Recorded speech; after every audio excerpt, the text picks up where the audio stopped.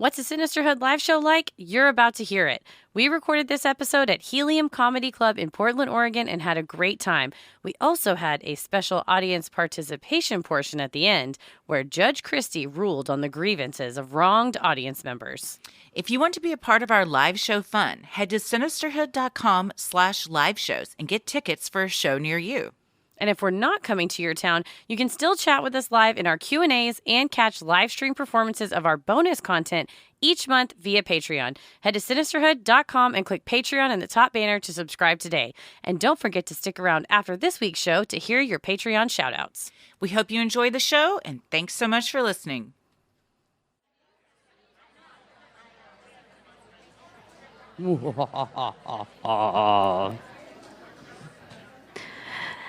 At the height of the video game craze in the early 1980s, this arcade machine was said to take from its players a lot more than quarters. Kids who spent time in front of its screens allegedly suffered headaches, nightmares, amnesia, or worse. Soon, men in black suits whisked the cabinets away, leaving behind nothing but a legend. Was this a case of the government using mass media to control the minds of the youth? Or can this story be rated M for myth? Tonight's episode is Polybius.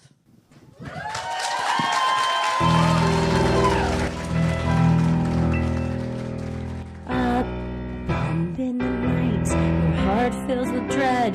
Probably a murderer who wants you dead. It could be a ghost, a demon, or worse. Perhaps you're the victim of a witch's curse. It's hopeless, you're doomed. You'd call a priest if you could. You'd rather just listen to who? Sinisterhood.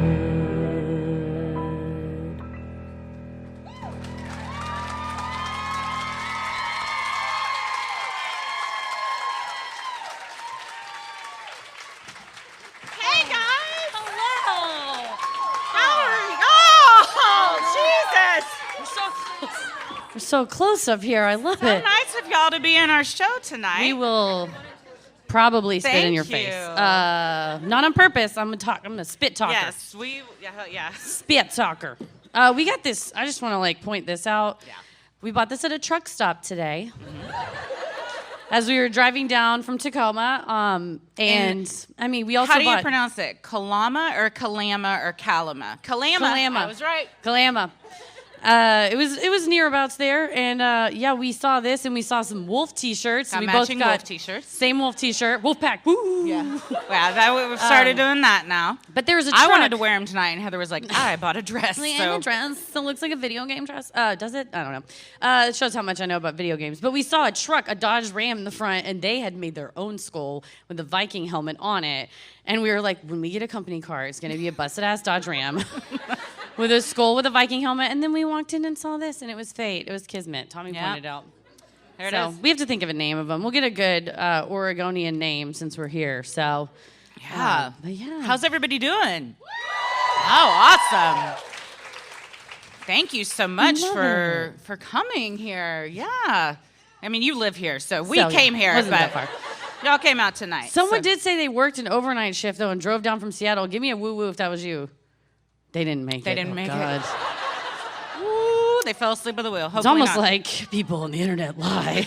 I hope they're fine. Hopefully you they're know what? fine.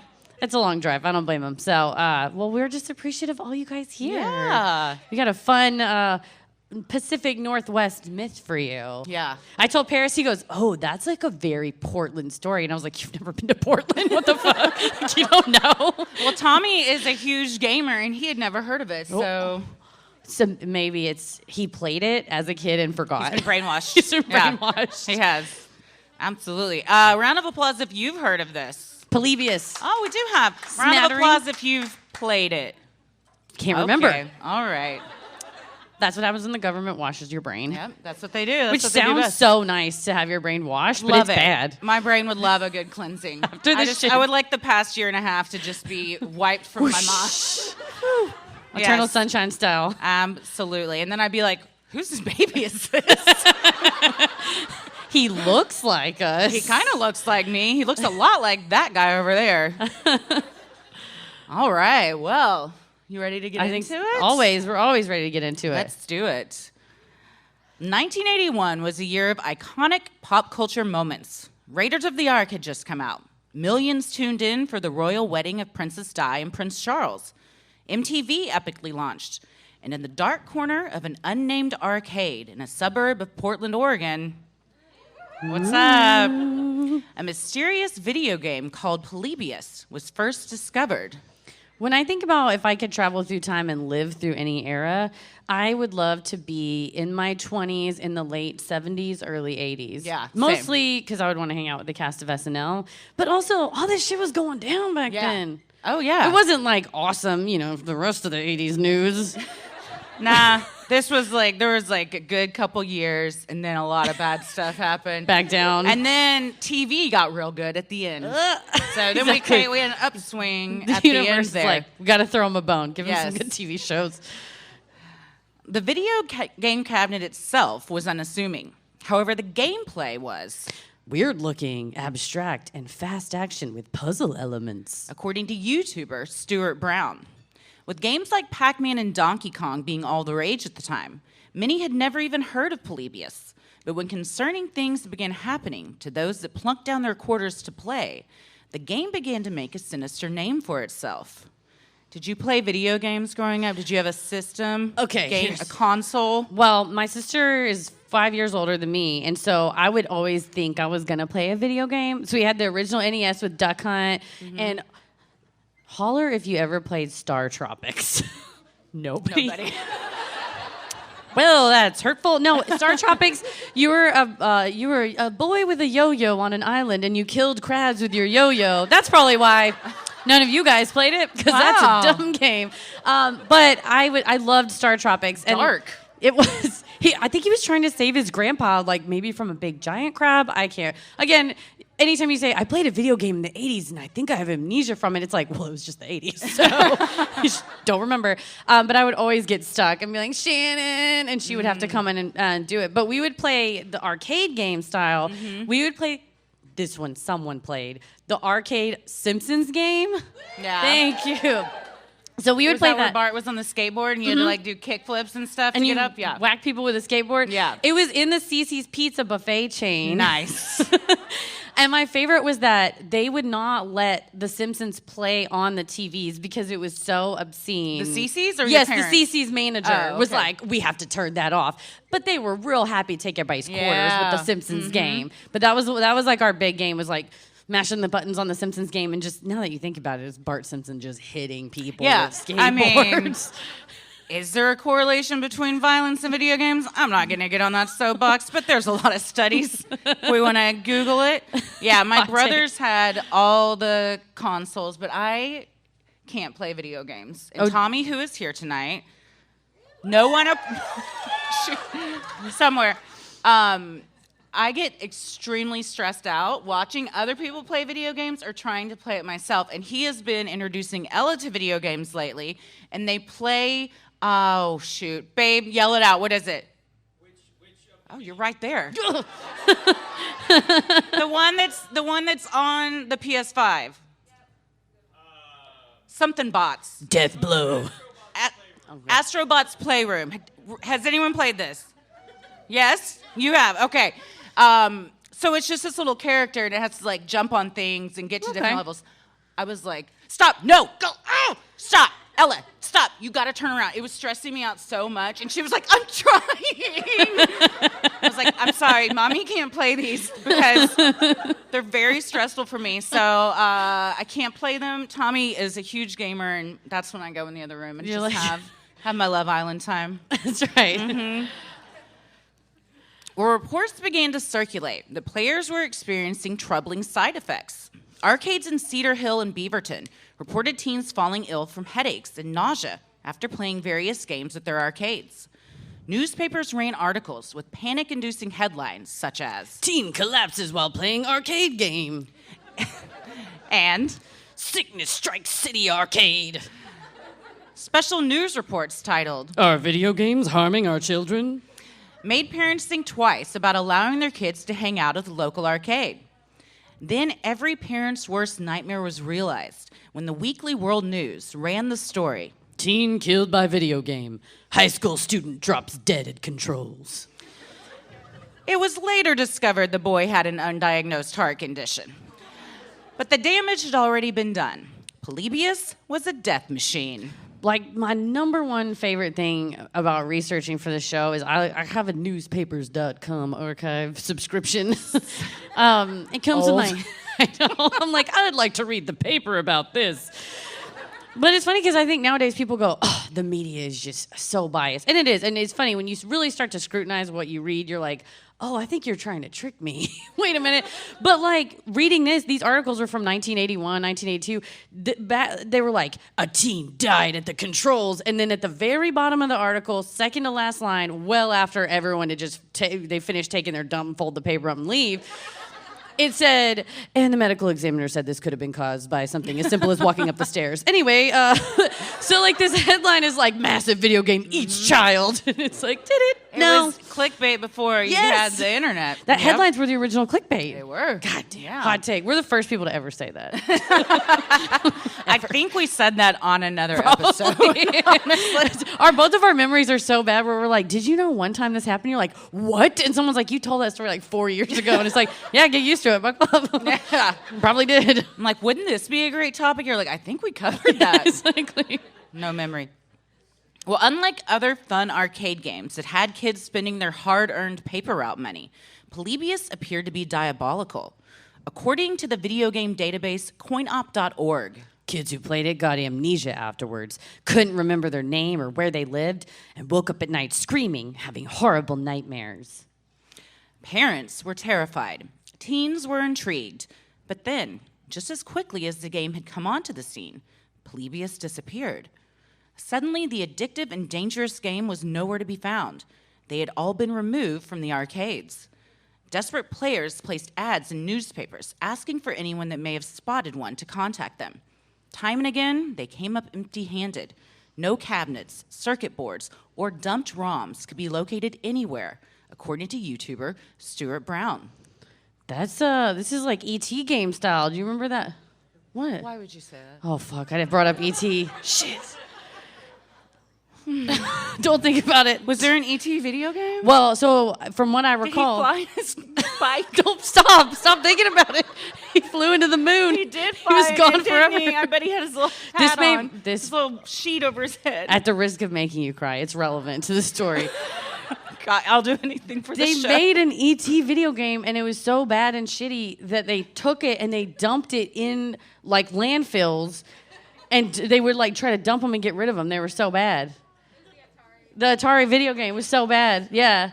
So all these people... What was so bad about it? I'd see the gameplay sucked. I don't know. It's an E.T. game. We could, like, ride a bicycle and then fly to the moon. You know how that one's going to end. It's not like E.T. gets a sword and, like, starts... or a yo-yo and starts killing crabs. You follow a trail of M&Ms to somewhere, you fight the boss. That's what they should have. Trail your M&Ms. A big old crab at the end, but that serves them right for trying to exploit E.T.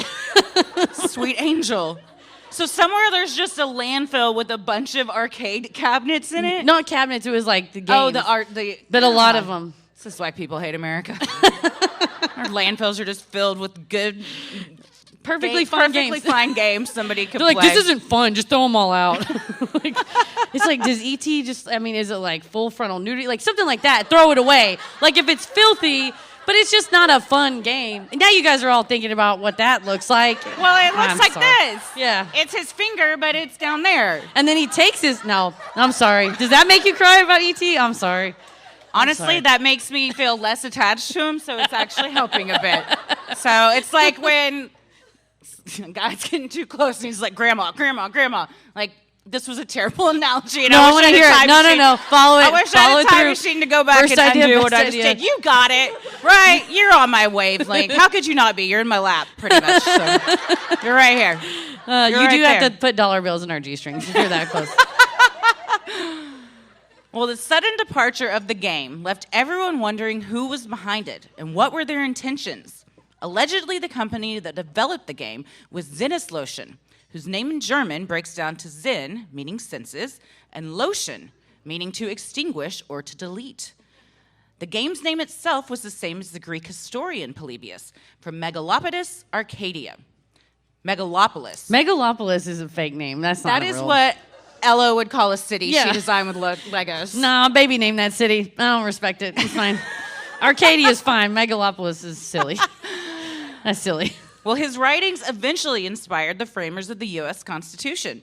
He was also known for his interest in cryptography and created the Polybius square, a useful tool in telegraphy.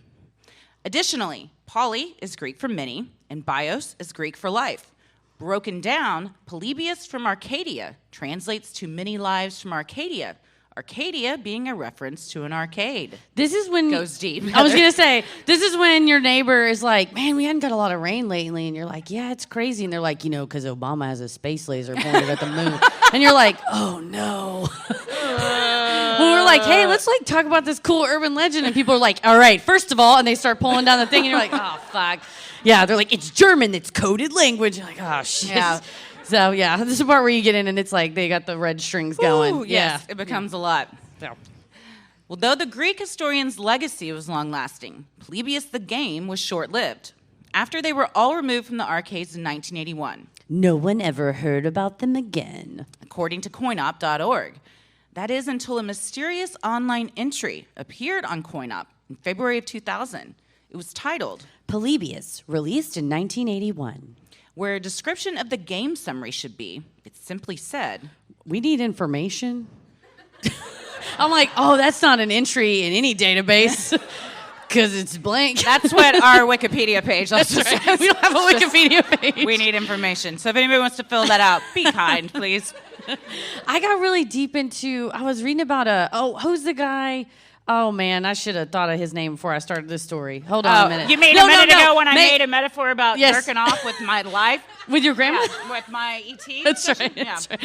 No, okay, so I believe it was Mayor Pete. And he, made his own Wikipedia page. And he, Who's Mayor Pete? The guy that was trying to run for got high hopes. And he was playing that. Y'all know what I'm... Peter Judith Buttigieg. Buttigieg? Buttigieg.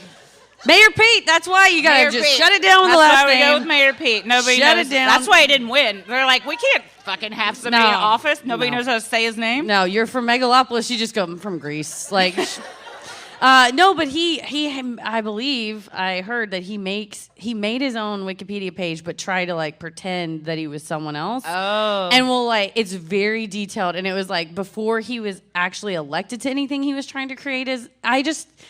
There's just nothing sadder to me. Yeah. Than him playing. No one could have known this, Pete. No. Only you know this. He's it's common knowledge around my apartment. Within my family, within my immediate family. Yeah, it's almost like all those internet databases just made up. You just put whatever you want to know. Oh, almost. So should I keep writing our Wikipedia page? Okay. When I'm you over there working on some research, don't look. Don't look at my screen. It's research. There's just so you know, when we have someday, I pray that we have a Wikipedia page. We will. Someone is going to do something. Well, it'd be great after this. But you know how if you're going and you click and it's like a movie or something, it's plot, reception, critical, whatever. It'll be origin, background, episode list, and then it'll be shitting incident. Yeah. And then you'd be like, I wish we didn't have a Wikipedia page. And then can you delete your own Wikipedia page? You can. You Mayor Pete, dude, just get in there and boop, boop, boop, boop. She never once shit herself in a parking lot. Yeah. Or you put on there, citation needed. Prove it. Yeah. Yes. Yeah. Oh, man. And then the sources are just links to the Casa Linda Albertsons and the In-N-Out and my pharmacy. And yeah. We will add on there, though, everyone has at least one shit at themselves. It may not have been in a parking lot. It could have, yes. Don't act like you have, everyone in this room has shit their pants at one time or another. And you cannot convince me otherwise. That's right. It's either people who shit their pants or liars. Yes. That's it. That's it. You know, they tell you, when you're nervous to look out and imagine everyone naked. I'm just everyone here shit themselves. Yes. All of you, everyone here, everyone. Right here, all of us. Not nervous anymore. We've all done it. Yep. Whenever you think, I just don't feel connected to humanity anymore, just remember that we're not all that different from each other. That's right. Look around on the bus, make eye contact, and then just be like, I know. Conspiracy theorists began to posit that the information everyone was looking for couldn't be found within the Zenith Lotion company, but rather with the U.S. government. According to CoinOp, It was supposedly developed by some kind of weird military tech offshoot, some kind of proprietary behavior modification algorithms developed by the CIA or something. the military group didn't seem interested in making money off of its players, according to the summary. Guys in black coats would come to collect records from the machine. They were not interested in quarters or anything. They just collected the information on how the game was played. No one's interested in quarters. First of all.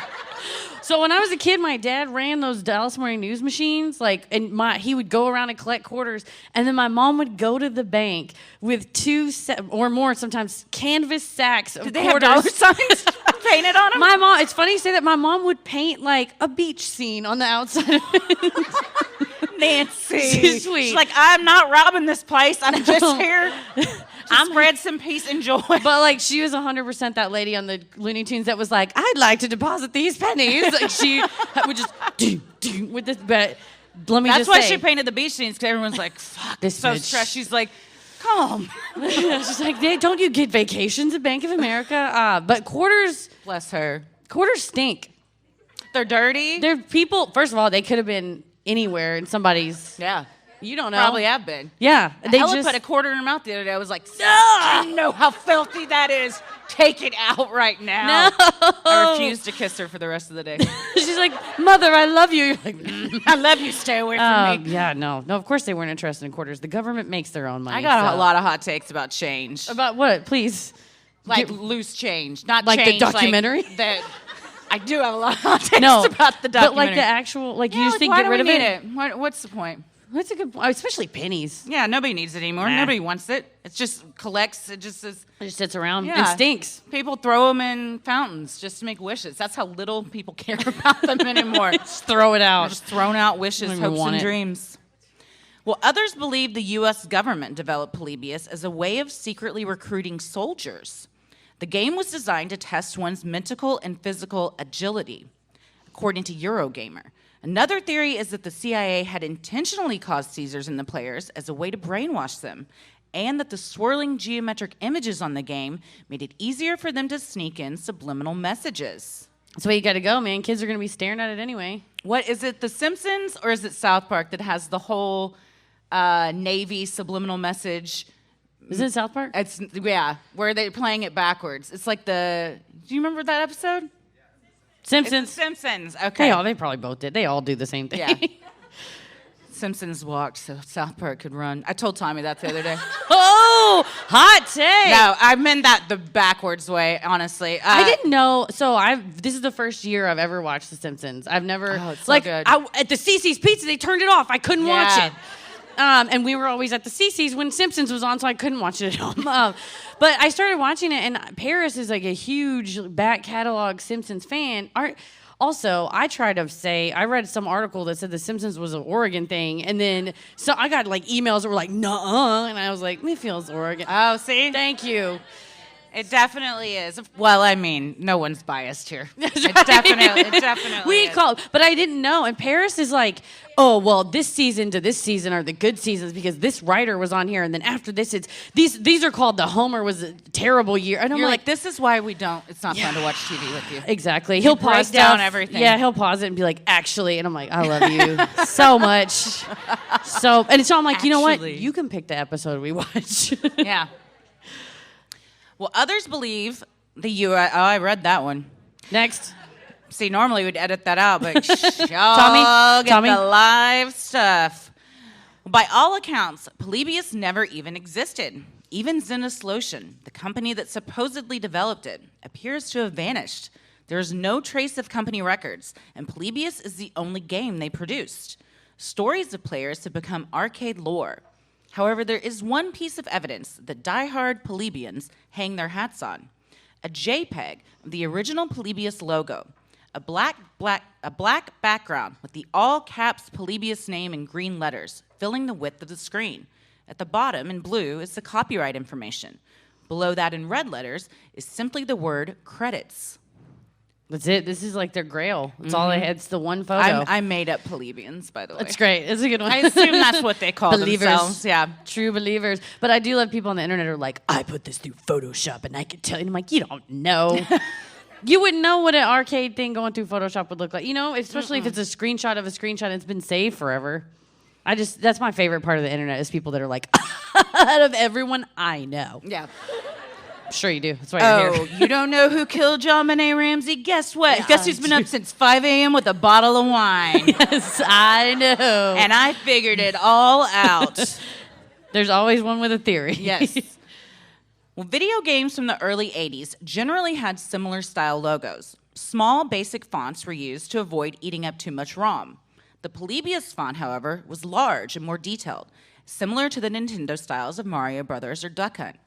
However, these games debuted in 1984, adding even more to the game's mystery, as Polybius's release date was in 81. Did you ever play Duck Hunt?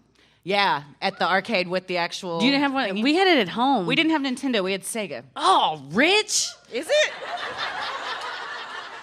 Was it? I feel like Sega was nicer. I thought Sega was like the below it. I don't know. I thought our next door neighbor had Sega, and we were like, man, they get to play Sonic. We did play Sonic. Well, I did play. God, that game stressed me the fuck out. All those gold coins trying to get running up the hill and jumping over. Yeah, but my brothers played all the time. Yeah, so I played Nintendo if I went to like my friend's house across the street, but. Oh, I guess you did have the gun. It gave you the gun. For Duck Hunt? Yeah. But mostly it was like if you were at a Pizza Hut or something like that. Yeah, they had arcade-style Duck Hunt, but I was just like, we would just chase each other around with that gun. Yeah. And it made that good, like, it was like a metal spring in there. Yeah. And then you look right down it. Yeah, that's a terrible idea. They didn't think that through. Oh, shot you right in the eye? Well, I mean, there's nothing that comes out. It's like I don't even know how that works. Probably a scientist does, but... Somehow the screen knew where the thing was, and I was like, is there a sensor in the screen? Is it looking back at me?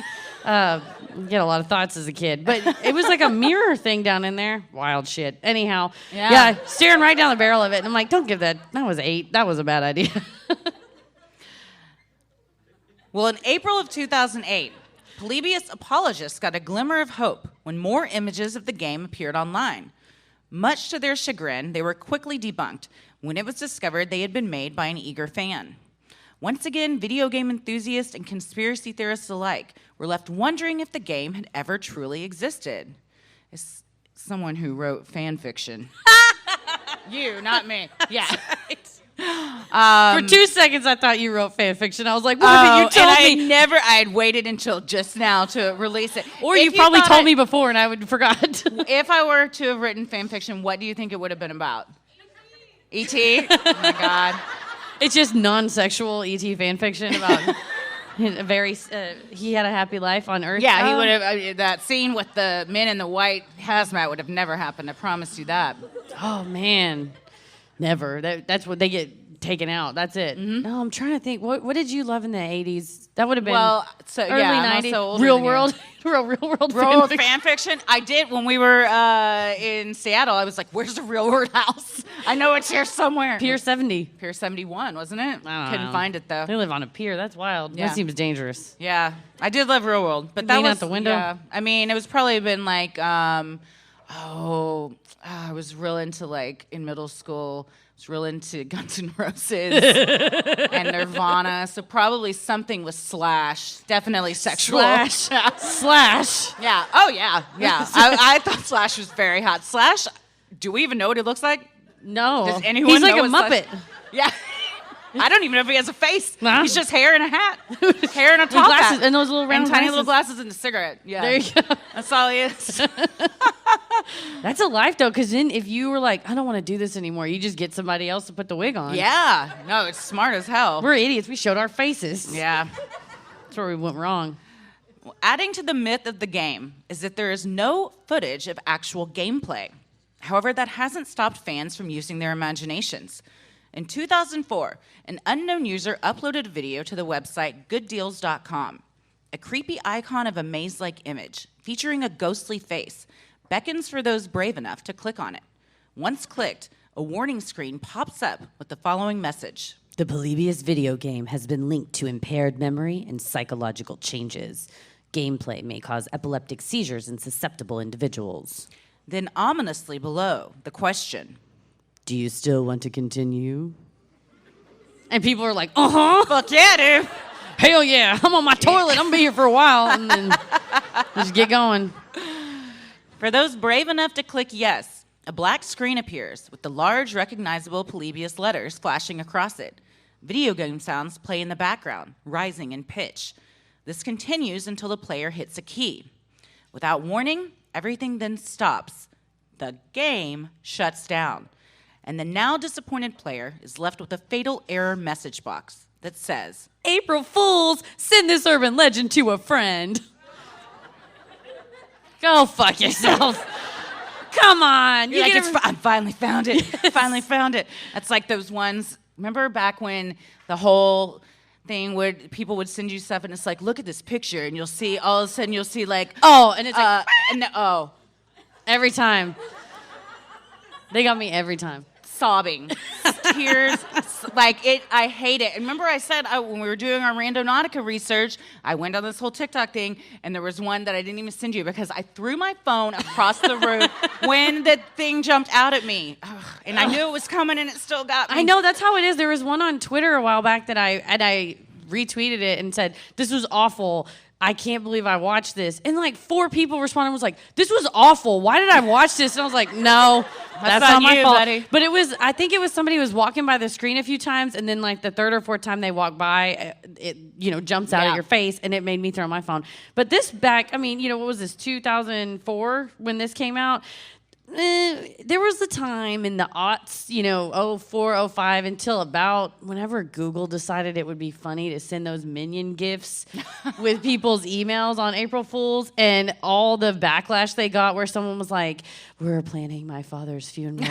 And it was like, the funeral director was like, yeah, they would be like, we're so pleased to help your family in this time of need. And it was like, and then, yes, and people were like, you're ruining my life and my business. And then suddenly there was just like it stopped. It really stopped after that. Shut it down. This wasn't the height though in 04, man. People were like, I know what I'll do. I'll trick people on the computer. An anonymous programmer known only as PRG017 has claimed on internet forums that Polybius was developed by Sega. Rich. And that he was one of the programmers. According to PRG, we were given a project sheet and a map of the human brain and instructed how to stimulate those areas. Sounds sexual, doesn't it? Yeah. The validity of this claim has often been questioned, given the lack of PRG's evidence and incorrect timeline of events. If you're going to claim something, you've got to do your research. Just lie better. Yeah. That's how we've gotten to where we are. You have to sell the lie. Yeah, or just be like, according to blah, and then you're get out of jail free every time. Yeah, there's no coinop.org. We made that up. We did not. That is a real website. You can check it right now if you need to. Some guy made that up. Well, we'll talk about it in So What Do We Think, but there's a big feud with CoinOp I want to talk about. There's a CoinOp feud? There's a CoinOp feud. Uh-oh. A man named Stephen Roach from the Czech Republic has also come forward, claiming to have worked as a programmer on the game, and that Zenith Lotion was even his company. While some have concluded Stephen is a fraud, due to the poorly written post and his facts not adding up. Burn. Video game historian and Polybius expert, quite a job, Kat Despira, told Eurogamer, Stephen's story is much more sinister. His company was based in Mexico, and they actually belonged to an institution of some sort that was global. What they used to do was basically a child reform academy that used behavior modification, and it's implied some sort of brainwashing, but obviously not digital. But that ended up being shut down by the government authorities because of abusive practices that supposedly Stephen and his wife were involved in. And now he's a man on the run. And he can't even write. No, one of the quotes was, he may know how to program a game, but he sure as shit didn't know how to spell. And I'm like, damn. Which would you rather be able to do? I'd rather be able to spell. Yeah, for sure. Yeah. Other people are good at game stuff. Programming a game is going to make me more money, but what do I do more often? Me personally. Spell on the internet. Spell on the internet. Yep. Because if I didn't know how to spell, I couldn't Google Polybius, because that's a whole word in itself. You can't even spell, or like your grammar's bad. It's just that's the last ditch effort of like, I'm gonna win this Facebook fight. Oh yeah, if somebody's like, you're an asshole, they're like, really? It's YOU''RE. Yeah. Who's the asshole now? Send. Yeah. But you do feel like, I got him. Because they were like, fuck, I fucked that up. Yeah. Damn. Sinisterhood will be right back. This podcast is sponsored by BetterHelp Online Therapy. The best way to think about therapy is through a bunch of analogies. We get our cars tuned up to prevent bigger issues down the road. We're sure you saw this one coming. We get annual checkups and go to the gym to maintain physical wellness and prevent injury and disease. And we do chores regularly, some of us, to avoid a giant mess around our house and roaches. Going to therapy is like all of the above. It's routine maintenance for your mental and emotional wellness to prevent bigger issues down the road. And going to therapy doesn't mean something is wrong with you. It means you're investing in yourself to keep your mind healthy. BetterHelp is customized online therapy that offers video, phone, and even live chat sessions with your therapist, so you don't have to see anyone on camera if you don't want to. It's much more affordable than in-person therapy, and you can start communicating with your therapist in under 48 hours. Why invest in everything else and not your mind? This podcast is sponsored by BetterHelp, and Sinisterhood listeners get 10% off their first month at betterhelp.com/sinister. That's BETTERHELP.com/sinister. Most of you have probably heard me sing the praises of Prose for my long, lovely locks. It's the world's most personalized hair care. And for those that haven't, I want to tell you about the incredible results I've been seeing since I've been using my customized Prose products. I squirted them in a little travel bottle and took them with me on the road so I can make sure I would have dazzling, smooth locks no matter what climate I was in. Very smart. That is, you gotta, if you gotta create your own little travel size kit Take my baby sometimes. to go. Yes, Prose knows there is more to you than just your hair type. Prose has given over 1 million consultations with their in-depth hair quiz, which is how I got started. It asked me where I lived, my zip code played into it, what kind of activities I was into, what shape my hair was in, as far as was it dull, what am I looking to do, make it shinier, have less shedding, is my hair colored or not, all sorts of very important questions.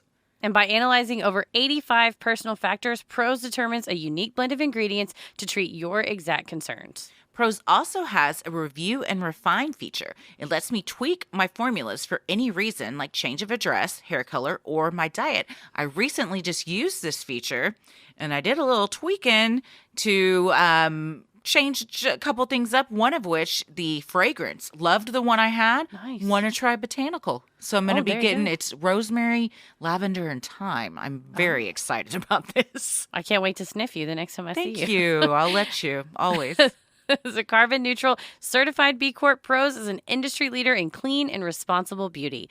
All their ingredients are sustainably sourced, ethically gathered, and cruelty-free. They're also the first custom beauty brand to go carbon neutral. If you're not 100% positive Prose is the best hair care you've ever had, they will take the products back, no questions asked. Prose is the healthy hair regimen with your name all over it. Take your free in-depth hair consultation and get 15% off your first order today. Go to prose.com/creepy. That's PROSE.com/creepy for your free in-depth hair consultation and 15% off. Seasons are a-changing, and so will your personal taste. If you're tired of the late-stage summer and are ready for something new, ready to freshen up your fall with a change in decor, all while upgrading your comfort, that's where Brooklinen comes in. Brooklinen was started to create beautiful, high-quality home essentials that don't cost an arm and a leg. And you guys, what a success it is. Brooklinen works directly with manufacturers to make luxury available directly to you without luxury level markups. So you get their amazing array of products all at a reasonable price. Brooklinen has something for every comfort need, and they're ideal for a seasonal refresh because they're launching new products, colors, and patterns all the time. I'm talking buttery soft and breathable sheets, plush and absorbent towels, cozy robes, and comfy loungewear you'll want to put on and never take off. I live in loungewear, so Brooklinen has my number. They're so confident in their core products that they come with a 365-day warranty. And fans are confident too. They've received over 75,000 five-star reviews and counting. And their customer service, clearly they get their 8 hours every night because they're a dream to work with if you ever have an issue. So give yourself the comfort refresh you deserve and get it for less at Brooklinen. Go to brooklinen.com and use promo code SINISTER to get $20 off with a minimum purchase of $100. That's BROOKLINEN.com and enter promo code SINISTER for $20 off with a minimum purchase of $100. Brooklinen.com, promo code SINISTER. So if no one can definitively prove who was behind Polybius or that it even existed, why does the myth persist? People on the internet message board Usenet claim to remember the game, or at least remember hearing of it before CoinApp, as early as 94 or 98. The archives of Usenet cannot be searched. Similar stories appear on Reddit. Do these earlier memories exist because the game was real? Or have users' minds pieced together bits of information that contribute to the persistence of the legend? We already said our memories are garbage. Trash, total trash. That's my favorite. Someone posted a whole long thing on Reddit that was like, I can explain this game from start to finish. And someone was like, did you think maybe that was like a dream? It wasn't even like, gaslit. you're a liar. It was just like, maybe you're making that up. Yeah. You don't know. Those that remember seeing mysterious men in black hanging around Portland arcades in the 80s aren't mistaken. They were, in fact, there, although perhaps for different reasons. Documentarian Todd Luoto told Eurogamer, Back in the early 80s, arcades weren't the safe haven people think they were. no one has ever thought that, first of all. You think you could send your kids there and do whatever they want and they're safe? Drugs were a big part of what went on. Gambling was a big thing as well.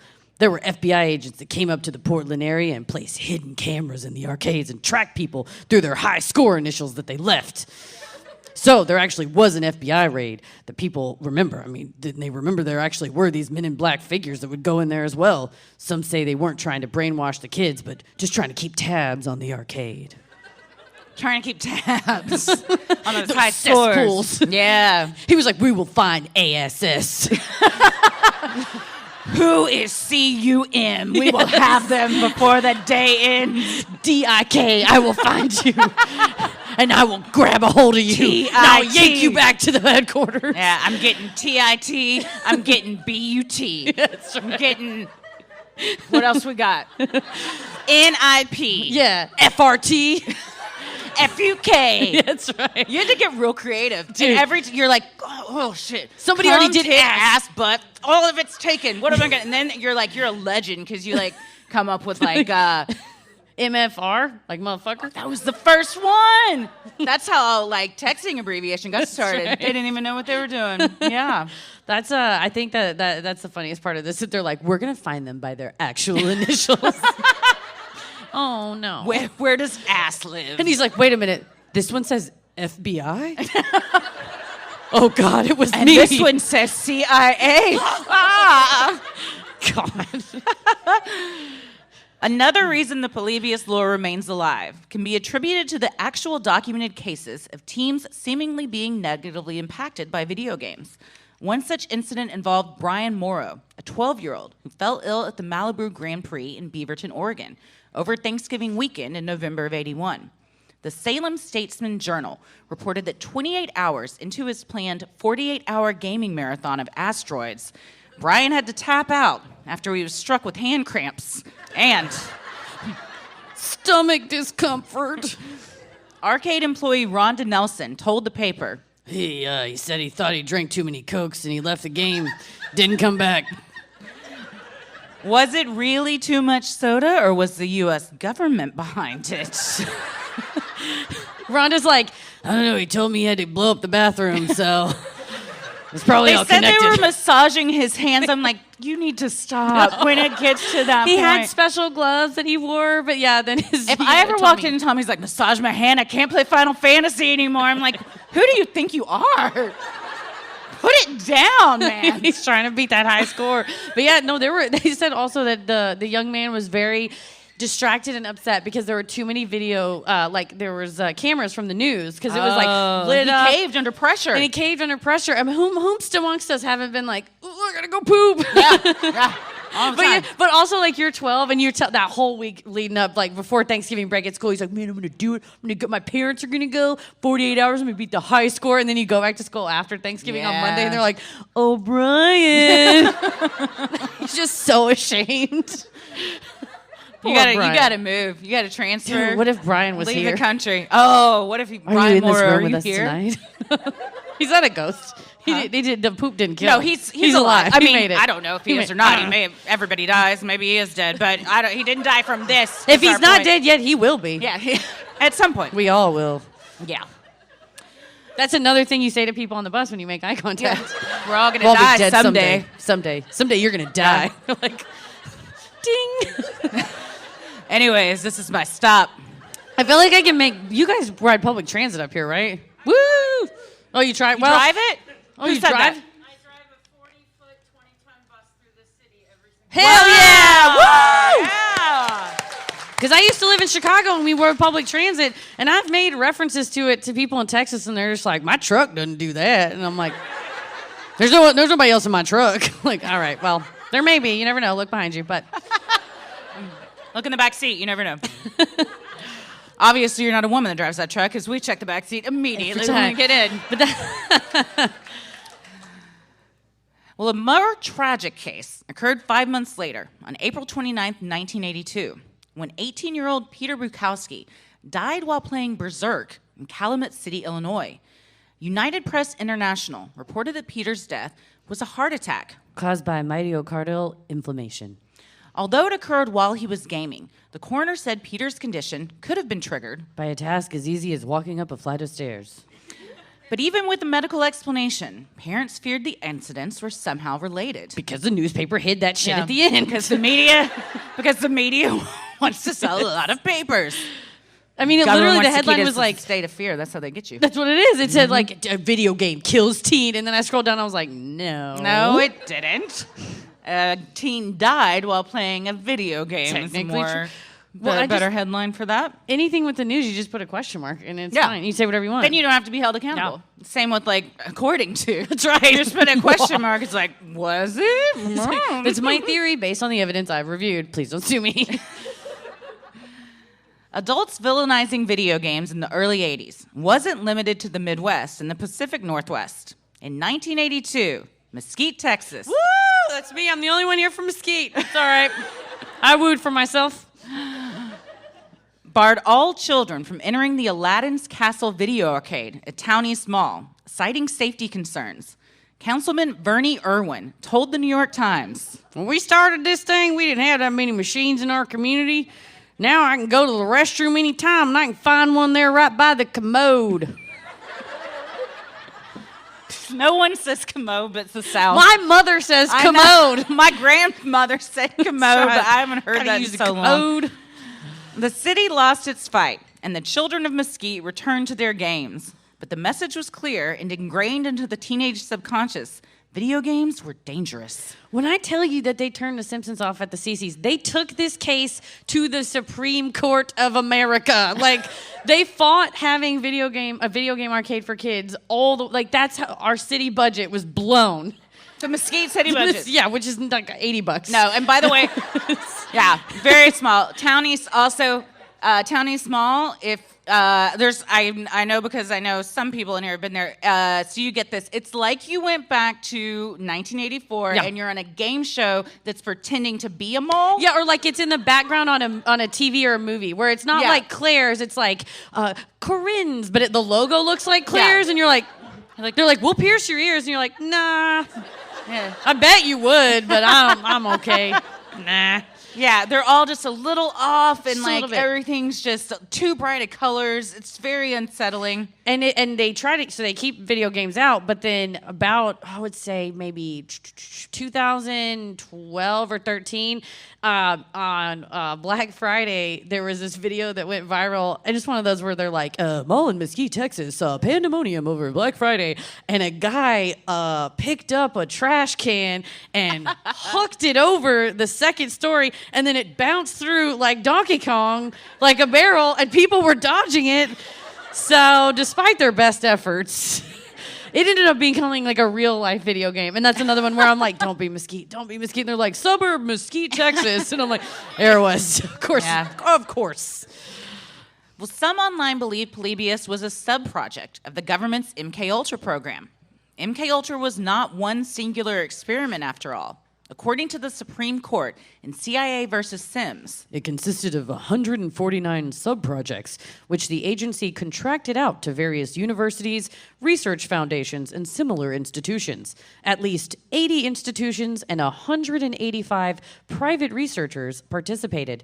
Because the agency funded MKUltra indirectly, many of the participating individuals were unaware they were dealing with the CIA.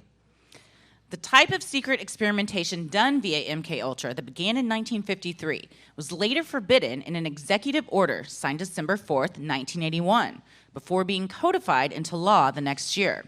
Were there some MKUltra experimental video game cabinets lurking in arcades in 1981 that were mysteriously removed once the executive order was signed that December? You know, I think it was. I know. I know. If it's ever, could it be this or a conspiracy theory? It's a conspiracy theory. There was I don't think we put it in here, but there was a quote when researching that said something to the effect of, well, we have no actual research, but that it could still possibly be true. And I was like, did Heather McKinney say this? Prove me wrong.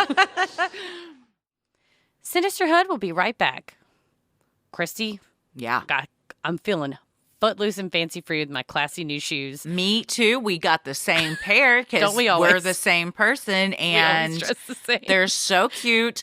I cannot wait to have my next improv show, because I will be wearing them because they're very good show shoes. We both decided that ahead of time. We like to wear flats on stage, and they're perfect for that.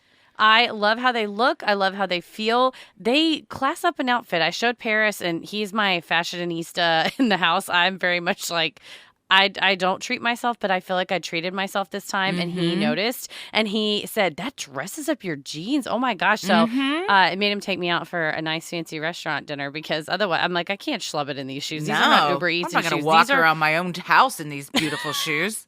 No, they're too cute. And not only do they make us look and feel like a princess, we are the same, because Meghan Markle has these shoes. There's the Sarah Flint, Natalie flats in the Saddle Vachetta. It's so fancy. I don't even know if I'm saying it right, but I feel fancy wearing It's a them. very pretty tan, kind of cognac tan leather, and they are super cute. They got this cute little leather bow on the side. I'm a big fan. Big fan. Well, these shoes are great, probably because they are designed by a woman and actually made for women to walk in. But it should not have taken this long for someone to realize a pair of designer shoes that are going to last for years should also be comfortable enough to wear and can actually look as great as other designer shoes. I didn't even know that this was possible, because usually shoes that are this nice are super uncomfortable to wear, and it's just like I got to wear them for like an hour and then I'm taking them off. Suck but it up. These, like, you could work 8 hours in these shoes. You can go do an improv. You can go to a fancy dinner, or you can just schleb it around your house, because you know what? You're not schlebbing it around your house if you're in the Sarah Flint shoe. I am in love with mine. Sarah Flint is a woman designing shoes for women, which is why her timeless footwear offers style without sacrifice.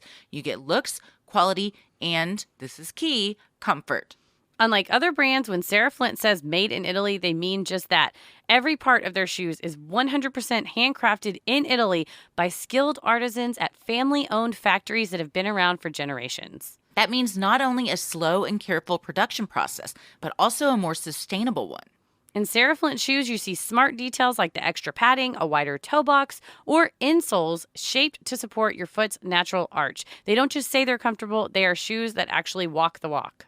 And did I mention how chic they are? It's no wonder celebs like Lady Gaga, Serena Williams, Karlie Kloss have all been seen stepping out in Sarah Flint shoes, and Meghan Markle has the ones that we have. No big deal. Amal Clooney wears these shoes, and I just, in all things in my life, try to be like Amal Clooney. So does Reese Witherspoon, and same for her.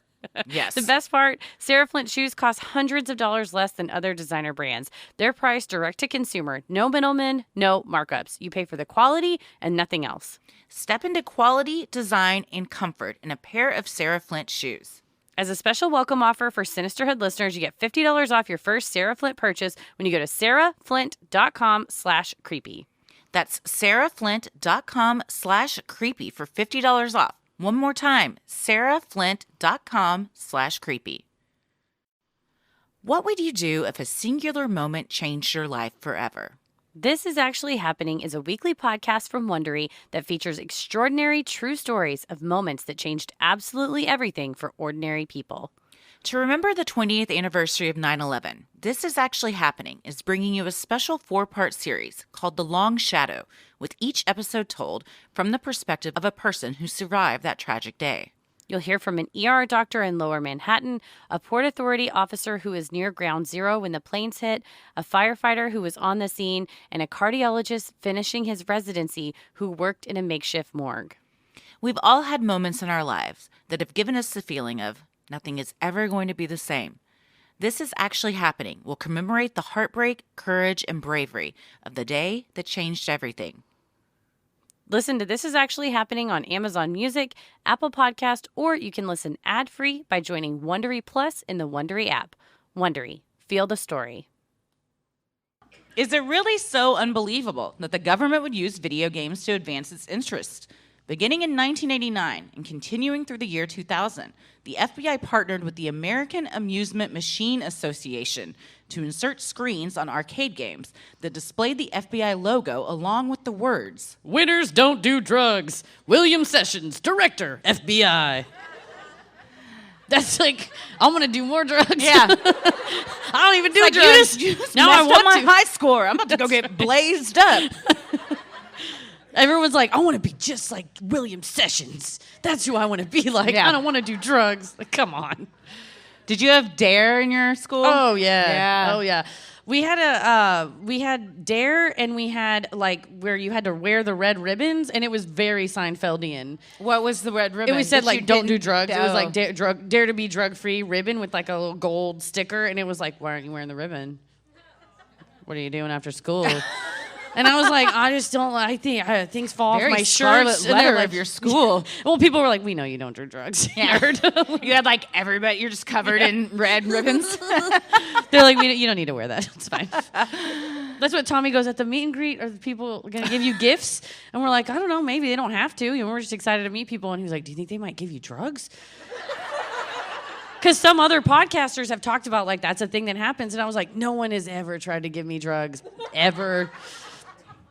I'm not mean, going to deny them, just I in mean, case would I say anybody yes? is Probably. thinking about that. I ain't got no day job no more. Nobody, Sinisterhood LLC don't test. We do not drug test, no. And we are in a state that it is That's not right. a problem. That's and, I've been told go Yeah. to electric lettuce. Is that what it's called? Electric Okay. lettuce. All right. It's a great name. It is. I like it. I That's like like, the name but see electric me, lettuce. I would be like, I'd like a salad with electric lettuce. That sounds fun. And then, like, can I have some ranch? The And next they're like, no. 6 hours are the best of my life. As I just get to witness like you so high. I can't. I'm gonna cry thinking about it. It would be so funny. But until you like started to panic and freak out, and everybody else's high was killed. was because ruined. We had to deal I'm with like it. the walls. There's like so many cool lingos, and one of my friends was like super cool in college, and they were like, yeah, like people just like offer you like coke at a party, and I was like, what do you mean? They would be like, oh yeah, do you guys ever like go skiing? I can't remember what the thing was, and I was like, literally, if someone was like, do you ski? I'd be like, no, I have really weak ankles. So like, that's where I'm at. If Or they're someone's like, hey, do you want to do some coke? You're like, Dr. Pepper. I actually do great. diet Dr. Pepper. If you have Yeah. Dr. Pepper Zero, yeah, that's. And they're like, oh, you're into that. They So come I back with would- the hard stuff. Now you don't know that that's another code for something else. yeah, it's something. It's I don't know with Dr. Pepper. I feel Well, like that's what- there's a probe involved if it's doctor something. True. When we went rando nauticking Yeah, we the did. other night and we pulled up to this park and it was dark, I was like, I'm always worried that when I come to a park after dark that I'm gonna like accidentally signal that I wanna. You said, don't you go? I'm afraid I'm gonna accidentally signal and someone thinks I want to butt fuck. Because it's like there's that urban legend if you like tap your brake lights that it means that. I've heard that. I thought it meant someone's following you too close, but maybe it means they're not following you close Yeah, enough. You want them to follow you much closer. Yeah. We did not get butt fucked while we were randonauticking, in case anybody was We concerned. did when we got home. No, I'm kidding. We're finally but I just Yeah. I liked your very specific fear that you weren't like, people are going to like come up to the window or try to sell you drugs. Like, they're going to think I want to butt fuck. If you're a Patreon and you've seen that video, round of applause if you have. Yeah. Heather made, it's a cinematic masterpiece, honestly. What she did with the footage that we had, I was there, and watching it back, I was laughing out loud. I used to love to edit videos when I was in high school, and very now I good. have time to do it. And Tommy does all of our audio editing, and I don't know how any of it works. He makes it sound so good. And then someone commented on the video today, and they were like, Tommy did such a great job with editing like, this "Bitch, video. I was like, did Tommy this." didn't do shit. I didn't comment, though. I was just like, I fumed about it. Till right now, I've fumed about it all day. I'll comment. Thank you. I'll thank comment. you. But it was well-meaning. They were trying to give credit where credit was due. But Tommy, it was you need to me. go on there and comment and say, that wasn't me, that was Heather. Chrissy knows my love language is words of affirmation. It So is. if someone else gets credit for what I did, I'm like, son of a bitch. I'll like never forget. Doesn't Heather look lovely tonight? Yeah, everyone? thank you. See, this is what I need. This is what I need. Well, 20 years after that campaign, the U.S. Army took to the popular game streaming website Twitch to try and recruit new troops. The Navy and Air Force joined in, with Major General Frank Muth telling ThinkTech that esports is a way to start the conversation. None of our players that go in there and say, hey, I'm a recruiter. Come join the Army. Instead, they would run fake giveaways in the comments that directed users to recruitment pages under the guise of winning a free Xbox controller, according to Kotaku. Some users also found themselves banned after trolling the government streamers and asking, What's your favorite war crime? sick burn. It did not go. They deserve it. Don't come into my world trying to get me to go into yours. Stay in your Also- lane. If I want to join the Army, I'll come to you. It's like you go in there thinking you're going to get a video game controller, and then all of a sudden they're shaving your head. And you're like, what is it? You How don't did we see your get mom here? for 9 Yeah. months. Like, what happened? When I was in high school, I got a phone call from an Army recruiter, and so I answered, and they're like, is this Heather McKinney? I'm like, yeah. They're like, are you a senior in high school? I was like, yeah. And they go, well, we'd like to invite you to join the Army. I'm like, you never seen me, so probably...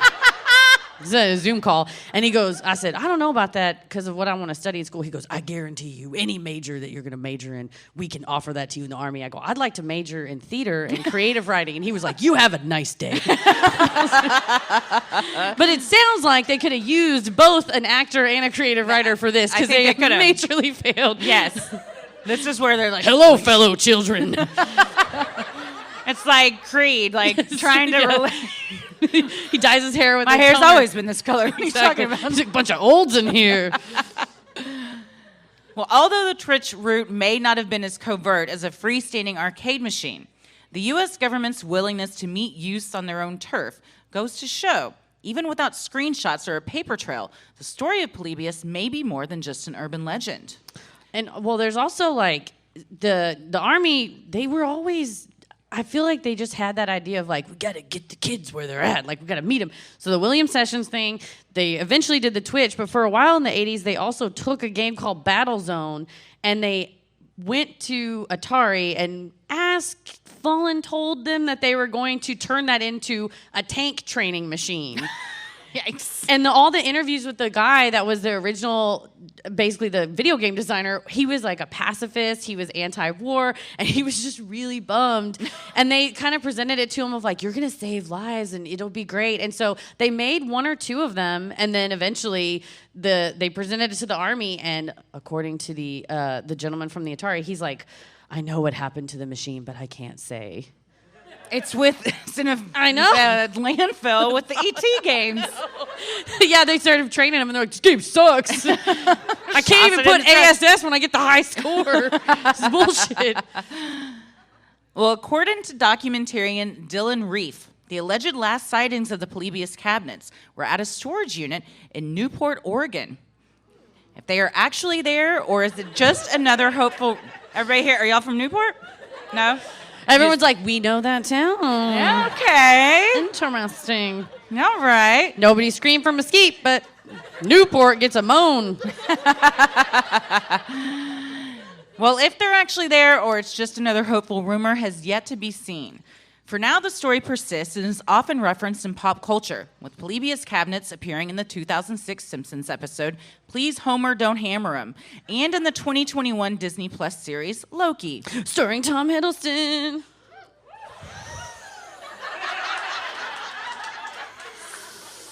God damn. Oh, God damn it. God damn it. One day we just sent gifts of him to each other for like 2 hours straight. And then you didn't hear from either one of us for like 7 minutes. I'm watching The Night Manager again. It's like, is that a really intriguing like miniseries? Like, you see Tom Hiddleston's butt in the 3rd episode, like 22 minutes in. You know the exact spot. God dang it. Well, first-hand accounts can still be found online of now adults that remember their experiences with the game. Others are convinced the legend of Polybius is nothing more than an urban legend, created to serve as a cautionary tale to teens that can't keep the joystick out of their hand. After all those Tom Hiddleston gifts. Oh, yeah. Me neither. Still, there are those that are convinced the game had more sinister motives and that the men in black seen lurking around were there for much more nefarious reasons than drugs and gambling. Regardless which side of the fence you fall on, author of Electric Dreams, Tom Lean, makes a good point. History isn't necessarily what happened, it's what people say happened. If it wasn't such a bitch to take this out, I'd just drop it right now. Because that's a pretty good line. He ain't wrong, though. I mean, No, he's very right. Yeah. everything's made up, so. It is. And how do we know? We weren't there. That's we just right. believe anything anybody tells us. It's Put it in true. a book or on Wikipedia. That's Anybody right. will believe anything. Well, so what do we think? Okay, so. Here we go. Well, I don't think it's outside of the realm of possibilities that several things happened, and then this is all of those several things. And by that I mean the government tested people, Sure. like tested on people. Like guinea pigged them. We did a whole MK Ultra episode. Still think about it. Because there was, like they said, there were so many like universities that were like, oh, we're just like microdosing people for educational purposes, and we got this grant from like the Bob J. Not the Government Association. What a weird last name. But then the money was from the CIA, and they were ostensibly torturing people.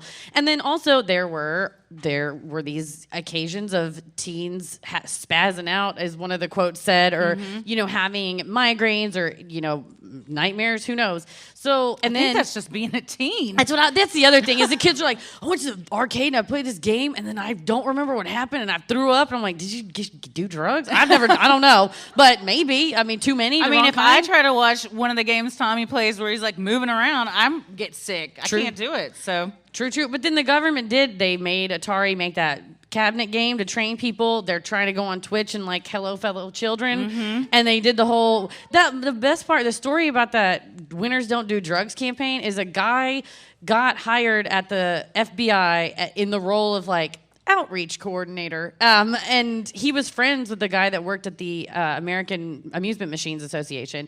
And which that's a fake they were just organization. like getting drunk. And he just said like, we got to figure out a way to reach kids. And the guy's like, video games, man. He was like, fuck yeah. And I'm like, y'all were on drugs and y'all thought of that.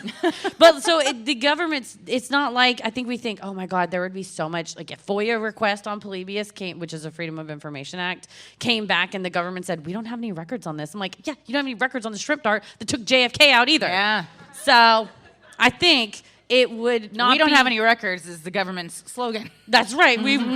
Those were lost, redacted. So I think it's not outside the realm of possibility that the fine people of Oregon were tested on Yeah, we're sorry, guys. by the government back in the 80s. Yeah. Oh, yeah, for sure. I mean, I think, as you know, I think the government is behind everything. Shady shit. Yeah. I don't think it's out of the realm of possibilities, for sure. I would love to get my hands on one of these. How far are we from Newport?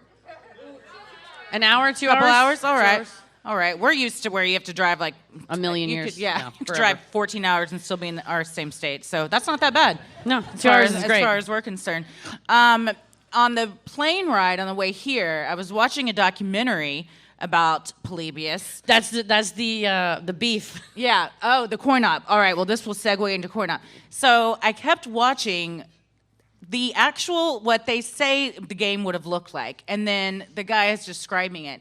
I watched it 10 times. And finally, I had to wake up Tommy. And I was like, I did see him be like, and I'm like, because I you was were like, can you explain what is happening to me? And he like watched it once. He's like, all right, so this is a vector game, and what's happening is, so that little ship is trying to shoot that, and see all the circles, they have numbers in them, and if you're hitting the number, then you got to hit the other ones that have the same number, and it's going to subtract. I was like, What? You're a genius. That's the thing is I think a lot of times like other people like so-called intellectuals want to talk shit about video games. I'm like, it's hard. Oh, and yeah. you got to remember a lot of stuff.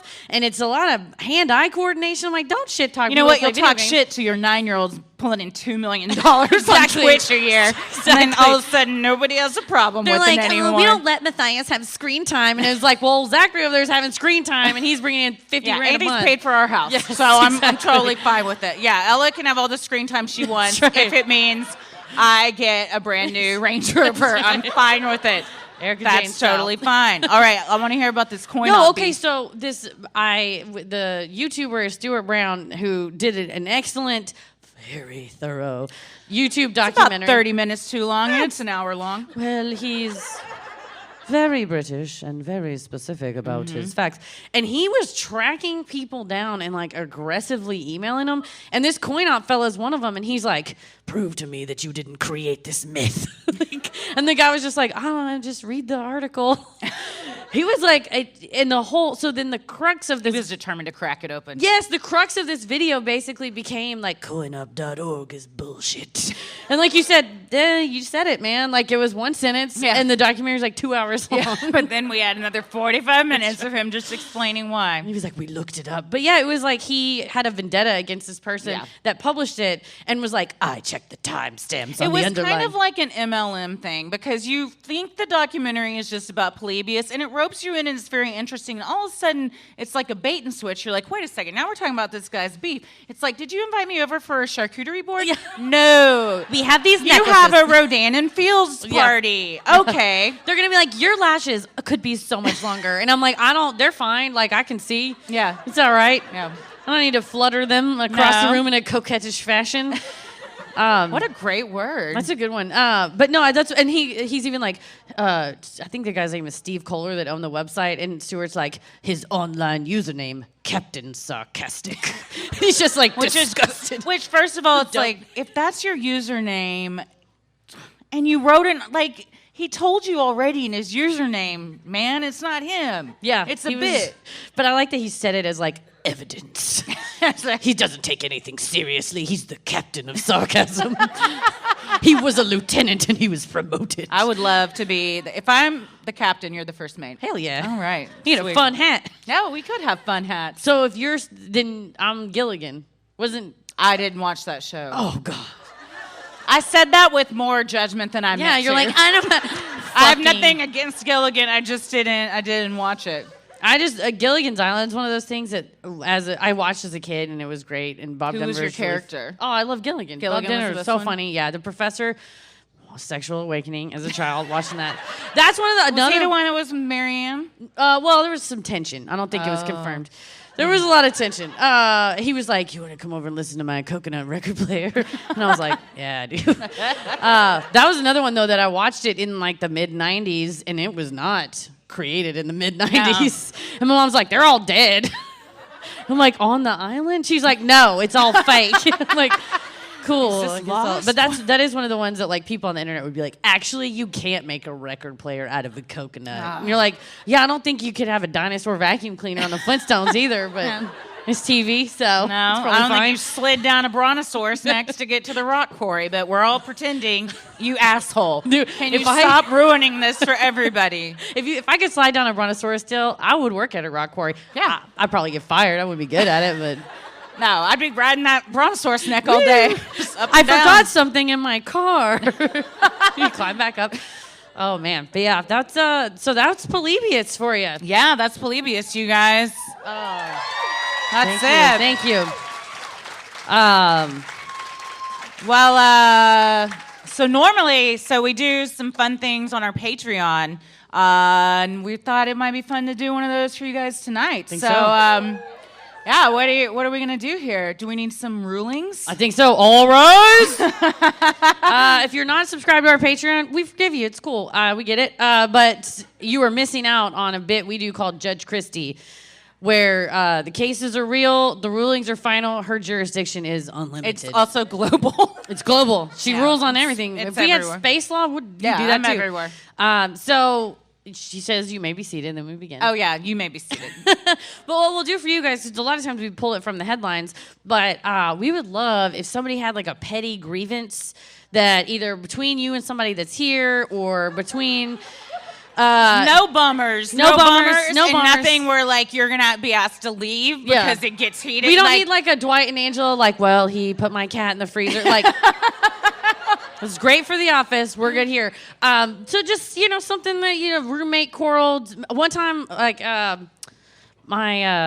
I lived with a gal. It was I moved in with a guy. He dressed up as Superman at work, so I made a lot of choices I wouldn't have otherwise made. She worked at Magic Time Machine. It wasn't like a law office. No. Yeah. It wasn't like Superman. It was a restaurant where people dressed up in costumes. Yeah, like a fun, wait tables. Yes, and he dressed up as Superman. So I moved in with him. Dress for the job you want, Exactly. And he did.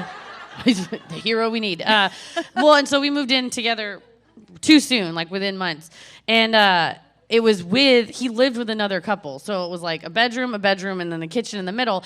And I brought some dishes, to contribute to the household. And this girl, the other roommate, cooked a pork meal. And there was a lot of like fat remaining in all my dishes when I came home from a long shift of being dressed up as Dorothy from Wizard of Oz. So I had a pretty bad time. So I left a note. Oh, Heather. No! Your Honor, please, may I present my case? This just turned into an Am I the Asshole? Oh. Let me just preface, I was 19. Okay, well, we'll forgive you then. Well, the note said, Uh-oh. Please wash your dishes. We don't have a maid, and your mom doesn't live here. Oh, wow. So I left that note, went to bed. Where did you leave it? Like taped to their door? Yeah, no. A Post-it note, like on the counter. Okay. Didn't tell Superman. Because he was like friends with them, and I was just some bitch that moved in. And then like proved them right. So the next day, I go out to what I think is going to go to my lucrative job as dressing up as a movie character, and she confronts me. Oh. And she's like, "Did you leave this note?" And I was like, "Yeah." And she's like, "Let me tell you why I didn't clean those dishes." And I was like, "Why?" And she's like, "I had a medical procedure yesterday, and I couldn't." And But she could cook a pork feast? Thank you! What? And she goes, it was serious. It was a serious medical procedure. And I was like, oh, okay. She's like, at my gynecologist's office. And I was like, oh. Okay, we didn't need to No, I know. And I was like, oh, I'm so sorry. And she was like, so I didn't need your note. And I was like, oh, okay. And then she left, and I went in the kitchen, and the motherfucking dishes weren't clean.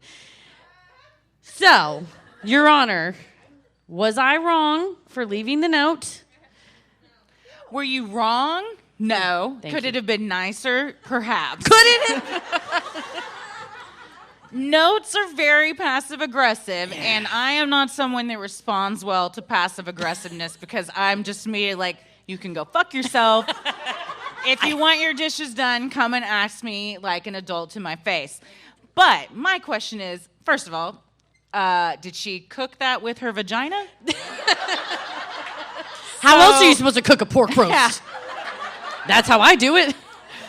If you can cook a pork roast, you can clean the dishes after you cook a pork roast. So That's a good point. Yeah, I feel like everyone sucks here is my ruling, but you suck less. Thank you. All right. I'm not proud of that I left a note, all right? I'm not, but I was so mad, and I... Were you mad that it was your dishes or that there were just dirty dishes, period? Well, and also, like, when you leave out, like... It stunk. Yes. Yeah. It's like meat, fat, stink. Yeah, that's gross. It was gross. It was Well, gross. And yeah. it's gooey, and, like, I mean, it's going to take a lot to get it out. As having roommates, you have to have like a code Yes. where, like, if you do this, you clean it up, Yes. so it doesn't impact everyone else in the house. So yeah, So definitely final they ruling? should have cleaned it up. Is it no winners? Final ruling is she definitely should have cleaned up the pork fat, and she should be on bed rest apparently for her condition. Yeah. Thank you. And then what you do is you get real passive aggressive, and then you just take all those dishes and you keep them in your room, and you only take them out of your room when you want to use them, and then you just make eye contact as you scrub them clean, and then you take them back to your room and you keep them in your room. That's what you do. That's exactly what I You did. have to fight. Is that what you did? You did that? Fuck yeah. And she would be like, where's the saucepan? I'm like, check your pussy. No, I didn't. I was just like, it's another room. I don't. And then She's like, I can't. I don't have one anymore. You know this. They sewed it shut. I don't know. But I think she made it up. She was fine. Like, you know what I mean? I think she was just saying that. But she wanted sympathy from you. But she did not get it. No, and then of course Superman's like, she had a medical procedure. I was like, you don't know that. And then he was like, let's watch some more Carlos Mencia stand up. And I was like, we have to break up. He's like, oh no. Man, there were so many red flags in that relationship. That was one of many. That was so many. But thank you. So if we would love to hear if somebody has a petty grievance, just yell, I have a grievance. Yes. All right. Let's hear it. All right. What is your name? My name's Alex is the plaintiff. Who is the defendant? With whom do you have a grievance? Okay. Is she here? Okay. All right. Is that the grievance? She wouldn't come defendant? to our show with you? Because now we have a grievance. Yeah. What the hell? We're seeing each other very casually. It's not like to be partners in a relationship thing. Okay. They're seeing each other casually. We're just repeating this for other people, not because we are trying to gaslight you or something. All right. Also, it's being recorded, so it helps those at home. Yeah. So, okay. She came to a house party at my house and was my guest, and then ended up making out with somebody else. Oh! The plaintiff invited the defendant to a house party that the plaintiff was hosting, and the defendant made out with someone else. Did you chat about it? Wait, is there more to it? Did you chat afterward? Please, more. Continue. There's more. No, it's just getting good. I'm into Bring it. Keep talking. I love it. I didn't know this happened until the next day when the person he made out with messaged me and said sorry.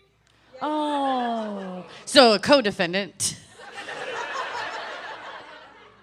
who's now admitted culpability. So actually, this is the beginning of the whole story, where this girl and I have talked it out, and I'm like, if you're with me, please be with me. It's not an unreasonable request to be like, if we date, could you just put your tongue only in my mouth? Yeah. And your own, but nobody else. Yeah, you're like, have you turned the news on? Do you know why we're all wearing masks? We're in the middle of a pandemic. Maybe don't go just kissing random people and then come put your mouth on my mouth. But we're not exclusive, so they end up going on a date the next weekend.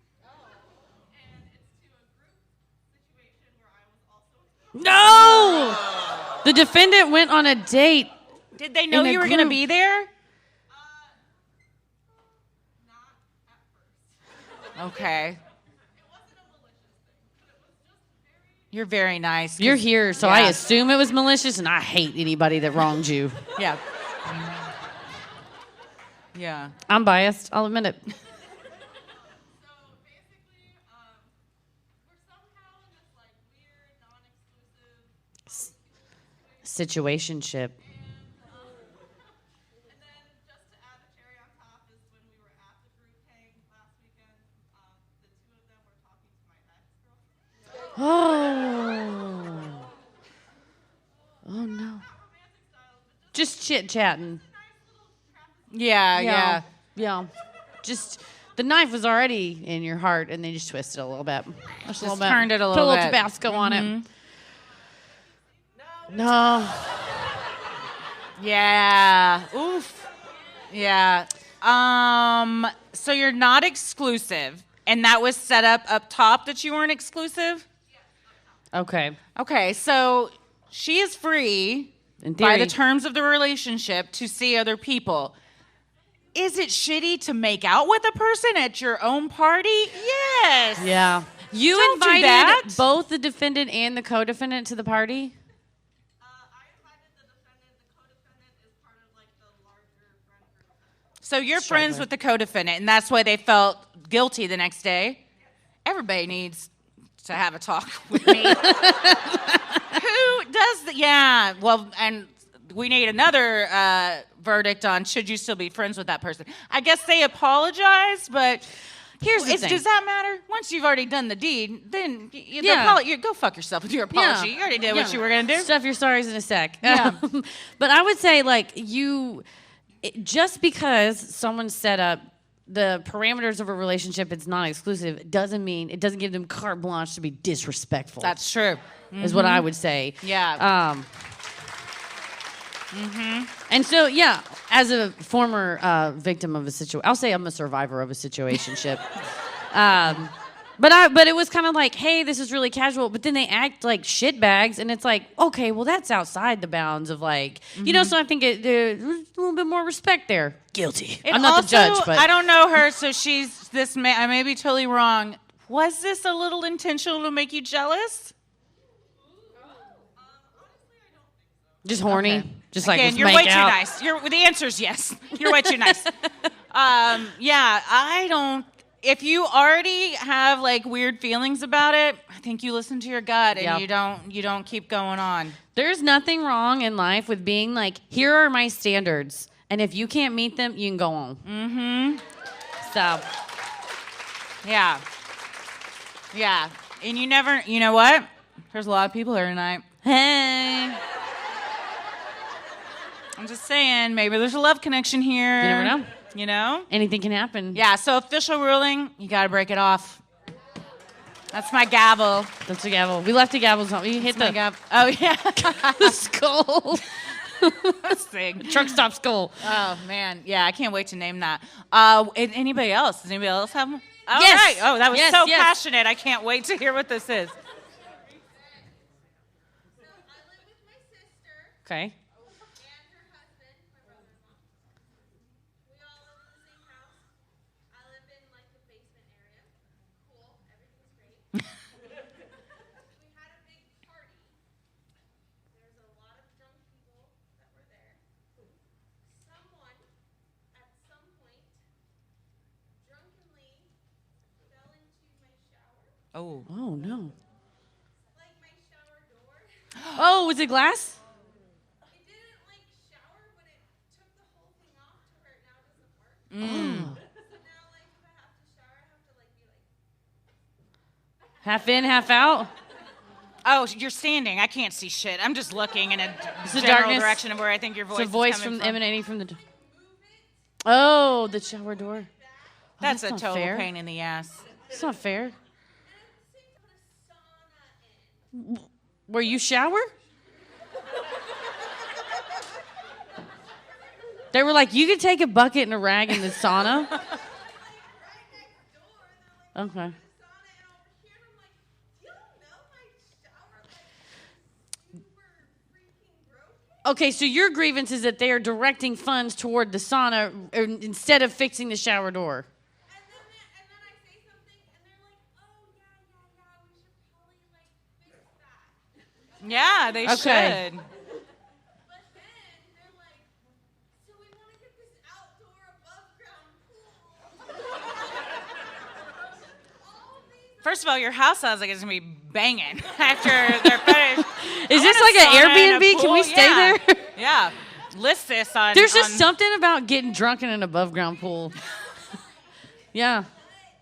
they're just like allocating all these. Allocating resources, yeah. Yeah. Meanwhile, I'm like, I'd like to not have to like move Yeah. shower door when I shower. It seems hazardous too. You may slip and fall because you're carrying around a metal. If you can't hear, she said she lives with her sister and brother-in-law, and that she lives in a basement area. And at a party, somebody knocked her shower door off, and she now has to maneuver the shower door manually. Meanwhile, her sister and brother-in-law are putting in a sauna, above-ground pool, a puppet theater. I mean, there's just it's unlimited what they're gonna put in. So her grievance is she would like for them to allocate the resources toward something like a normal repair and maintenance that would affect the reasonable tenant. How does y'all's situation work if there's like things that need to be repaired? Do you split it 3 ways, or do they like own this house so they're the landlords? Well, they're the owners, so like any other things, like our boiler went out, they paid for that. But at the same time, like they know that that is my area, my shower, like whatever. So they expect you to be responsible for that. They asked if like I like if you have renter's insurance. Oh! They try to get her to use her renter's insurance. Whose friend broke the shower? I'm pretty sure it was my brother-in-law's sister. Oh. So not like your friend. Yeah. Okay, well, Your Honor, Yikes.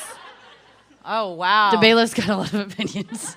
Well, how does renter's insurance work? Well, normally... So they're the landlords, right? Yeah, so I don't practice in Oregon, but from all the landlord-tenant stuff I did at Legal Aid, like, you've already created a landlord-tenant situation, in my opinion. Like, regardless of how funds are moved or whatever, at some point you become like a tenant at will because you just were there long enough. And I would say not being able to shower would affect the health and safety of a reasonable tenant. So that's on them to fix that. Yeah. And I think it's like renter's insurance fraud to like try. Renter's insurance is usually stuff that's like, burned down or somebody stole your diamonds. I don't know, whatever. I don't do insurance law, but I would think that they need to fix it. Go to Home Depot. Like, come on, it's not that hard. It's not. No, I feel like that's it's way easier than putting in a sauna in a pool. Yes. Just go buy a shower door. Yeah, I think you gotta. I don't play them this. Get them to listen to this episode. or you wait until they put in the sauna and the pool, and you just bathe in those, and then that. you're like, There's I bet your that's- passive aggressive. Fight passive aggressiveness. exactly. With passive You leave them a aggressiveness. note. Yeah. You're like, guess what? Your mom doesn't live here. Neither your mom doesn't live here, and we don't have a maid. So fix my God, shower I was door. such an asshole. God, 19-year-old Heather was a piece of shit. Oh, 19-year-old everybody was a piece of shit. Yeah, well, I hope that your shower door gets fixed. And That's a legitimate grievance. final ruling is they need to pay for it. Landlord is responsible. Yeah. Yep. You want to do one more? You want to do one more? Do we one- got. we All have a right. grievance. Yeah. Okay, so hi, I'm Kelsey. Hello, Hi, Kelsey. I'm a vet tech. Okay. What's that? She's a vet tech. Oh, okay. I love it. It's super awesome. I work in a really tiny clinic. It's just me, the doctor, and our office manager. Okay. So it's like a family, we do everything. It's busy, but my boss just fucking sucks sometimes. Oh, no. Vet tech hates the boss. He is very passive aggressive, and he has issues with a lot of things, but he won't discuss it. Does he leave you Does notes? he leave notes?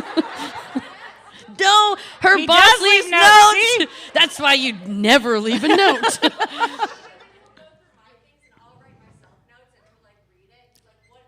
He's like, "Oh, am I in trouble?" I'm like, "Yes."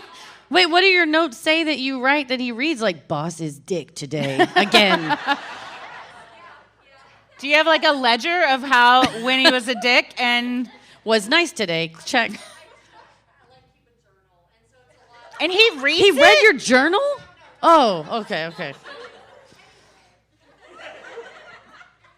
love my job, but I want to move. And my issue is that if I move, I'm almost like forcing him into retirement. Oh. Good. You need to hold that over his head. You're like, do you like your job, doctor? I don't know how to handle that, and I have an annual review. He's been. Oh, the thing is also he's half retired in his mind, so he'll take Aren't we all half retired in our minds? 3 weeks off in July, and then 2 weeks off in September, Okay. and then just complains that we don't have any money. Oh. What does he do on his time off? It's not relevant. I'm just nosy. He does what? Road trips? Lots of road trips, Okay. camping a lot. All right. And so, but then he complained. I'm just overwhelmed and over it. I want to move, but I'm very, very don't want to hurt him and You're so sweet. That's really nice. He sucks though. Yeah, it's terrible. Ruin his life. No, I'm kidding. Before me, he went through 4 technicians in 1 year. Because he's an asshole. Yeah. I've been there for 2 years, and I can handle it, and we work really well together. But if I leave, he won't find anybody else. And he's Yeah. 65, so he's really He's got a lot of good years left in him to road trip. Well, here's the deal. One, that's his problem. Don't hang your happiness on what somebody else is gonna do. I agree. If you're unhappy, because he's not going out of his way to make you happy and feel comfortable. He also sounds like you might be doing him a favor because it sounds like he just wants to be in his RV all the time. Or what you could do is at your annual review, throw the gauntlet down and be like, hey, listen, we both know if I'm out of here, you're out of here. Now, let's discuss the terms. Give me a pen and a Post-it and I'll finish. But you could be like, let's discuss the terms of my continued employment, and here are my demands. And what is his negotiating? I mean, he's got nothing except for like, all right, we'll shut the practice down, and then you win because you get to leave. Or he meets your demands, and then you stay, and then you get the stuff that you wanted. So you're in an a very well-positioned negotiating spot. Mm-hmm. Yeah. I'd go into the review and be like, hey, no, I'm not we talk about this. I'm an aggressive emailer. Oh God, that's where it started, was the Post-its. Yeah. We found the origin story. Heather will send me an email to send people, and I will have to edit it and like add like exclamation points or be like and like soften it before I send it because like you're not a lawyer in this email though. We can't send well, because it says thanks, comma, Christy and Heather at the bottom, but it was like to whom it may concern. And Christy has to be like, dear folks, like, hey there, hey guys, hey y'all. You don't have to go in like swinging, but just let him know, like, listen, we all see the writing on the walls, right? This isn't going to last forever. What is your exit strategy? Here's my exit strategy. I need A, B, and C to be happy and stay. Otherwise, I got to go. And then you put it in his hands and be like, listen, the choice is yours. If you want to give me these things, we can have a vet practice. But if not, go gas up the RV because I'm going. What would what would make you stay? No, but what could he change that would make you stay? Well, see, you're not going to change that. He's 65. Well, he's an asshole for life. I worked with a person. He may have been savable because he was maybe like in his mid-50s. But one day I was at work and he yelled at me, and you don't yell at Heather McKinney. And so I just didn't say a word. I just went in the other room. I got my stuff. I put it in a bag, and I was like, put it on my shoulder, and I started walking out. And he was like, come back. Wait. No, wait. And I just turned around, and I said, I'm going to go for the day. And if you ever talk to me like that again, I'll never come back. I will be back tomorrow at 8 when I start, but I'm leaving right now. And then he was like, okay. I left. I will say I had a really good negotiating point because I was the only person at that job that did that thing, and it was really hard to find a replacement. And so I was able to do that. But did he ever yell at you again? No, he did not. And he would yell at other employees, and I would like have to take him aside and be like, you remember how I left? Like, somebody may do that to you again. Like, you need, like, and he softened over the years, so I will give him credit. But I mean, what did we say earlier? You just go, these are my standards, and you can meet them, or I'm going to go. Yeah. So don't feel bad. Don't, like she said, don't hang his life. He made his choices. Yeah. If his entire life and practice just like hangs on you, that's his problem. Then he should appreciate you a lot more and do more to keep you around. Yeah. So yeah. I think you go into it and soften the email up. A little some bit. Exclamation marks. Yeah, you like Heather said, you have a good negotiating point, and then if he put it in his hands, because he sounds like he likes to be in charge. Mm-hmm. And then, so you make it seem like it's his decision, but really, it's like what we do with Ella. It's like, do you want to clean your room now, or do you want to clean your room after dinner? The room's getting cleaned either way. She doesn't know it. Yep. She thinks she's choosing what happens. You don't say, would you like to clean your room? No, never. You make statements. Yeah, that's good. If you can make statements, don't ask questions. That's an improv thing, just in case anybody gets shit. And if he's still an asshole, just bounce. No job is worth putting up with that. Yeah, life's too short, man. Quit. Yeah. Final ruling is stand up for yourself. If he doesn't respect you, then somebody else will find another job. Yeah. It is law. Yeah. Yes, yeah. please. Okay, so I don't know if you'll remember this, Heather, but yes. I posted on the Patreon Facebook page, I have the one with the Abraham Lincoln tattoo. Hell yeah. I wanted to show it to you. Yeah, let's, right now? Come up here. Is it on your ass? It's actually, I have to like... Same. I mean, I have a skirt on, so I can't show it. Oh, damn. Oh, that's good. That is nice. That's really mine's good. a little bit bigger. It's right here, yeah. Very excited. Let's bump Lincoln's. Yeah. Thank you.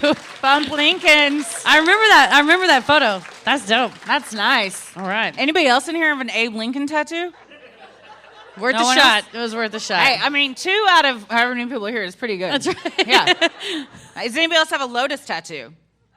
Okay, my they're more basic. So I expected somebody else too. Not that they're not great. We each have one. So, well, this has been super fun. What are you? I'm just laughing at that. And then I remembered earlier someone on Twitter said that I laughed like a cartoon bear. And so I was laughing, and then I was like, Like Yogi? I don't know. They were like, it was nice. To say it was nice. They were like, we should get a supercut of Heather's laughs because it's just like a cartoon bear. You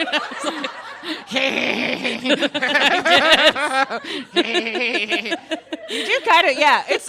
The bear is the funniest part. I don't know know where that came from, but cartoon, I totally But get. like when I read it, I was like, oh, it's so right. It's so right.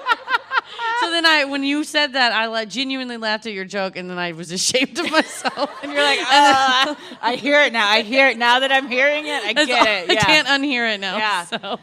Well, this has been super fun, you guys. Thank you so much to thank you. everybody that came out. Oh, do we need to give this away? Oh, yeah. Lauren Jensen. Is Lauren Jensen here? Come on up. You have won the Instagram giveaway. Come collect your prize. Thank you so much. It's a for flask. entering, and put whatever you like in that. It's a flask. We each signed it. It's made by High Proof Designs. Yes. It's laser beamed. Laser, and it's made with lasers, which Made with is lasers. Lasers. People still say that reference in that Lasers. movie. That will never die, and I love it. I will always say that. Yeah. Well, thank you to you guys. Thank you to Helium. You guys have been great. great. Thank you so much. Thank for you for having everything. us. Thank you for having a bathroom in the green room. Oh man, I'll tell you what. Y'all had a bathroom in the green room, and we walked in and wept. We were both like, yes! Oh, we did not have one last night, and it was a whole thing. Because we get nervous tummies. Yeah. You gotta do the pre-show dump. I mean, So I'm not gonna lie. and I'm not gonna lie. There were it was. It's a lot. The best part is when the lights are low and everyone's excited for the show to start, and we're like head down, masks on, trying to walk to take. Just as we're blowing up the bathroom, let's not lie. And we're walking and we go wash our hands. We walk back out and someone goes, "Oh, it's them! There they are!" And I was like, "Oh no." They know. Yeah. Yeah. Oh, so it came in so clutch. So clutch. Yeah. Well, if you're VIP, I think they're going to tell you what to do. But for now, as always, the devil rules the airwaves. Keep it creepy. You guys.